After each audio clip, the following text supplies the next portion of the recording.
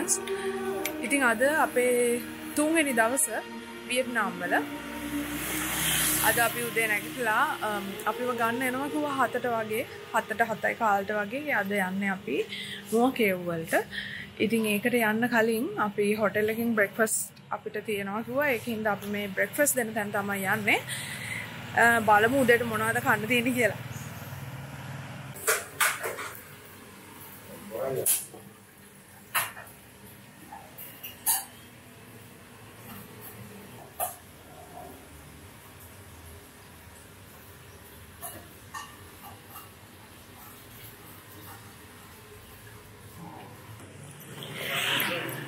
අපි කෑම කාලා ඉවරයි. දැන් අපි යනවා අපේ බස් එකට. බස් එක අපිට කිව්වේ නම් අපි හොටෙල් එක ගාවට වෙනවා කියලා. හැබැයි ඒ පාරේ මම හිතන්නේ ගන්න අමාරුයි කියලා. බස් එක ඇවිල්ලා තියෙන්නේ අපේ හොටෙල් එකට චුට්ටක් එහාට. මේ තියෙන්නේ අපේ බස් එක. පතු පාට එක.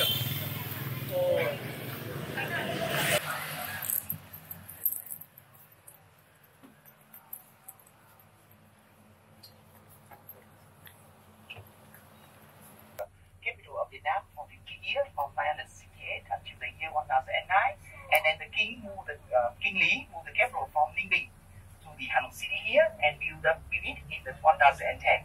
So the Hanoi city here is 6 years old and he is the boss of the Thai organization in here. And ඉස්සරහින් අපිට පේන්නේ වියට්නාම් වල තියෙන පෞද්ගලික කෙනෙක්ට ආйти වැඩිම මුදලක් වියදම් කරලා හදපු ගෙදර. most expensive house in Vietnam කියලා තමයි කියන්නේ. මේකට දේවල් ගොඩක් ගෙනලා තියෙන්නේ පිට රටවල් වලින්. ඩොලර් මිලියන US ඩොලර්ස් මිලියන 1.9ක් වටිනවා කියලා තියෙනවා මේගොල්ලන්ගේ ගේට්ටුව විතරක්. අපි දැන් නිම්බින් වලට ඇවිල්ලා ඉන්නේ. මෙතෙන්ට සාමාන්‍යයෙන් එනවා නම් උදේ 10 මාට කලින් එන්න බලන්න. මොකද ඔයගොල්ලන්ට පේනවා ඉතින් සෑහෙන සෙනග. මුලින්ම අපි කරන්න යන්නේ ටැම්කොක් වල තියෙන මේකලගේ ප්‍රසිද්ධ දෙයක් මේ ගඟේ තියෙන බෝට් රයිඩ් එකක්. ඒක පැය කමාරක් විතර යන වැඩක් මේගොල්ලෝගේ ඒ කේව්ස් වලින් අනම්මන් වලින් ගිහලා ඇති. බලමු මොකද වෙන්නේ කියලා. මෙතනදී අපිට ලයිෆ් ජැකට් දෙනවා. මෙතන හරි කලබලයි. මේ සෑහෙන සෙනග ඇවිල්ලා බෝට් වලට නගිනවා. ලයිෆ් ජැකට් දෙනවා. ඉතින් මේ ටික දාගෙන ටක් ගාලා ලෑස්ති වෙන්න ඕනේ. දුම කලබලයක් තියෙන්නේ මේ බෝට් රේස් එකක් වගේ විතර.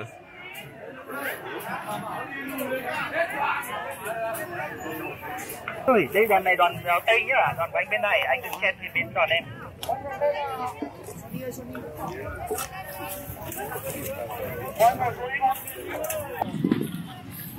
Hello.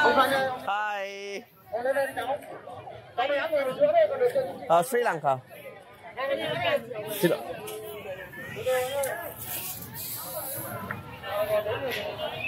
අපි බෝට් එකට නැග්ගා. වෙන ඇති කොහොමද කියලා සිටුේෂන් එක. සෑහෙන කලබලයි එතන නම්. මේ ඉන්නේ අපේ බෝට් එක පදින එකනේ. Yeah, husband and wife. No, not yet. No. Very beautiful. තමයි මේ දැන් බෝට්ටුව පදින්නේ. මේක මේගොල්ලෝ අත්වලින් පදින්න නැතුව කකුලෙන් පදින්න එක හේතුවක් තමයි මේක පැයක විතර ගමනක්. ඉතින් මේගොල්ලොන්ට මහන්සි වෙන එක ටිකක් අඩු වෙන්න තමයි මේගොල්ලෝ එහෙම කරන්නේ.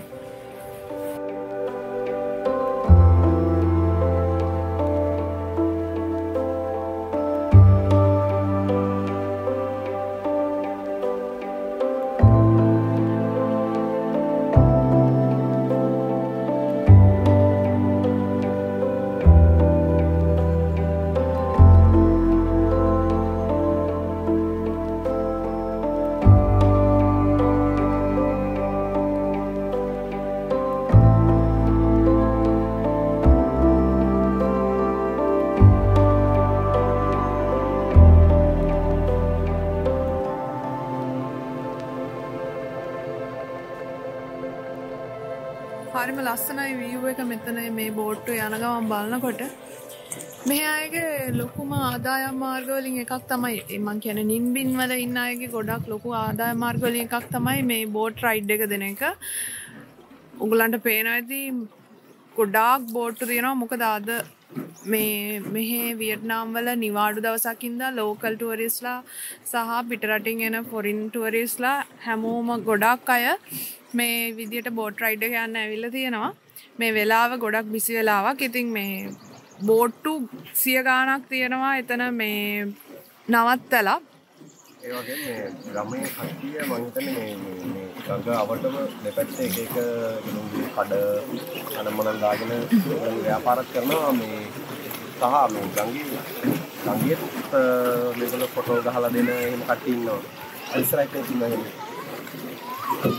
මේ පේන්නේ මේ මෙතන කෙනෙක් ඉන්නවා. එයා කැමරා එකක් තියාගෙන එයා ෆොටෝ ගහලා දෙනවා. එතකොට අපිට මං හිතන්නේ ගෙවන්න පුළුවන් බෝට් රයිඩ් එක ඉවරුණා.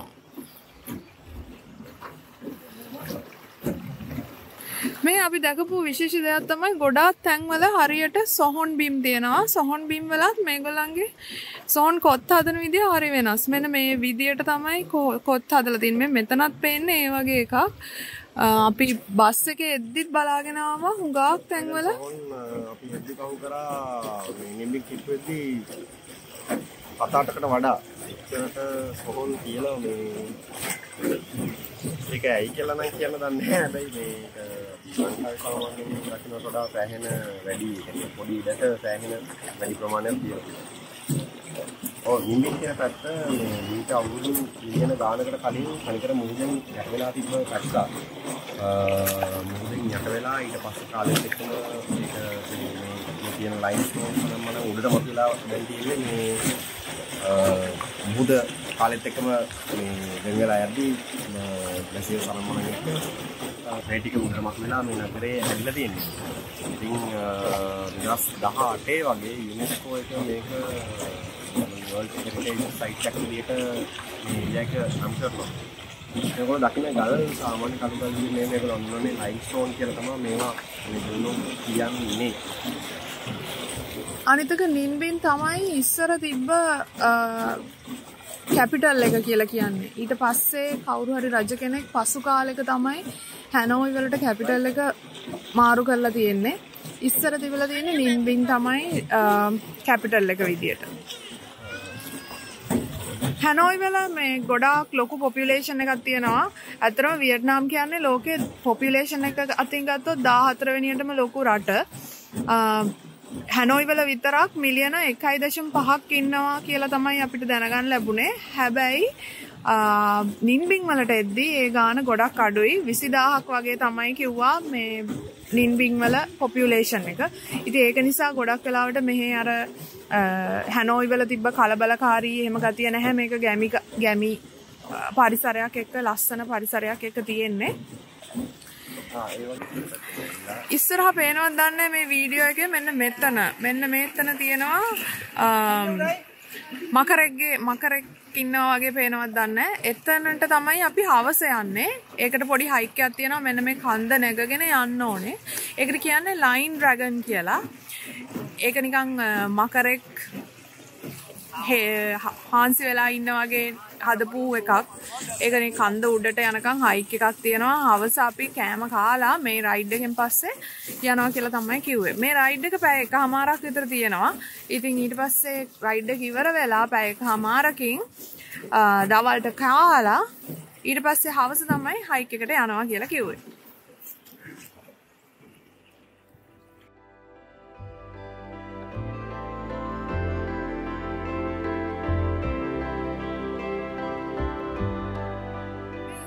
පේන්නේ අපි මේ යන බෝට් රයිඩ් එකේ හම්බෙන පළවෙනි ගුහාව.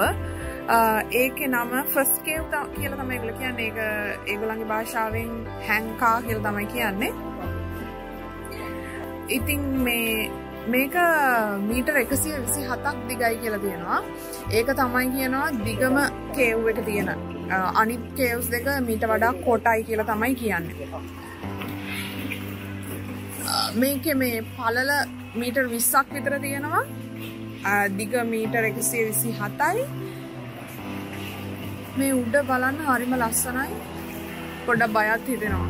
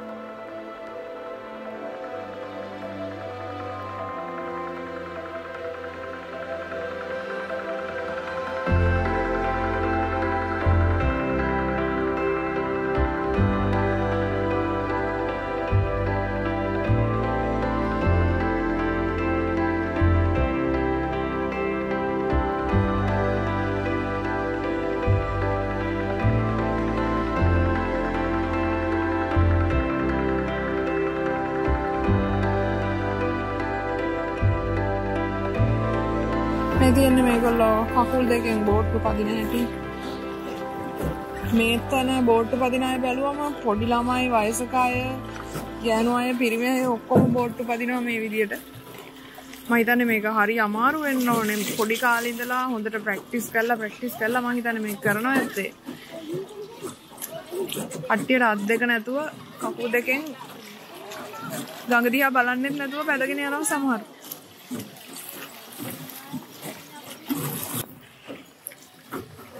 අපි පළවෙනි කේව් එකේ ඉඳලා කිලෝමීටර් 1ක් විතර බෝට්ටුව පැදගෙන ආවා. ඊට පස්සේ දෙවෙනි කේව් එක හම්බෙනවා. මේ කේව් තුනෙන් මේක තමයි දෙවෙනි කේව් එක. මේක මීටර් 60ක් දිගයි කියලා කියනවා. පළවෙනි කේව් එක මීටර් 120ක් දිගයිනේ. ඒකනේ දිගම එක. මේක දෙවෙනි එක මීටර් 60යි දිග. මේකත් ඉතින් අර වගේම තමයි මේ උඩ ලස්සනට තියෙනවා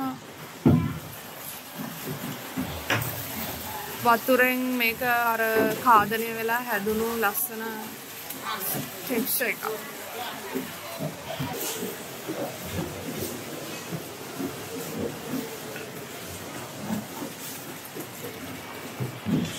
හරි දෙවෙනි කේව් එකෙනුත් එළියට ආවා අපි. ඒකෙන් එළියට ආපු ගමන් අපිට තුන්වෙනි කේව් එක පේනවා. ඔය ඉස්සරහ පේන්නේ තුන්වෙනි කේව් එක.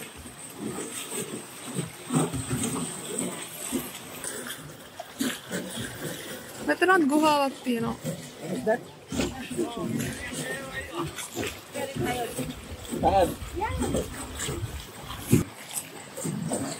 මේ තියෙන්නේ තුන්වෙනි කේව් එක. එතකොට මේක මීටර් 50ක් වගේ තමයි දිග. මේක තමයි කොටම කේව් එක. පළවෙනි එක 127යි, දෙවෙනි එක 60යි, මේක 50යි මීටර්.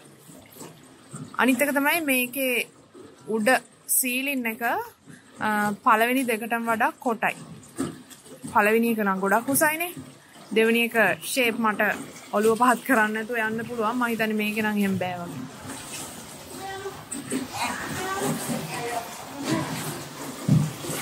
මේකෙත් මට ඔළුව පහත් කරන්න නැතුව යන්න පුළුවන්.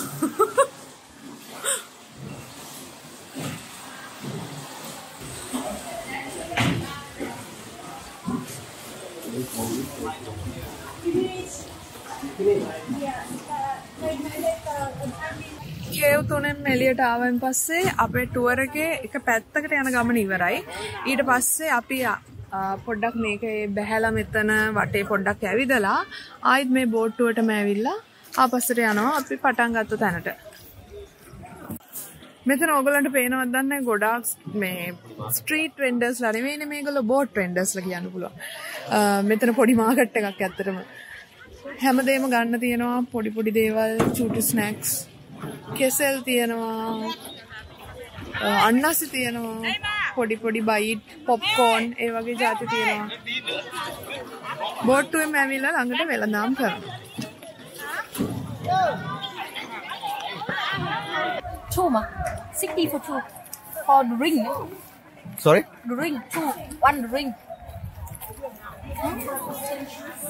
පොඩි පොඩි දෙයක් වෙනවා මෙතන පොඩි ඇත්තටම වෙළඳාමක් වෙන්නේ. මෙහෙමයි දැන් අපිව බෝට්ටුව එක්කගෙන එන කෙනා ඉන්නවනේ.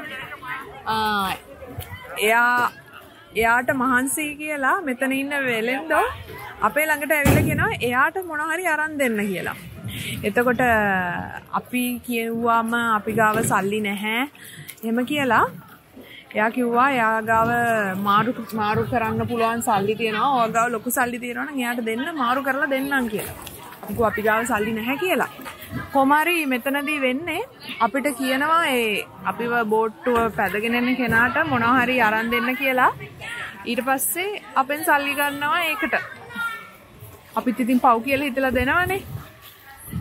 අපි ගාව තිබ්බ සල්ලි අපි දුන්නා මේ පොඩි සල්ලි ටිකක් තිබිලා. පොඩි කියන්නේ ඉතින් ඉලක්කම ලොකු උනාට ඇත්තටම මුදලේ වටිනකම අඩුයි.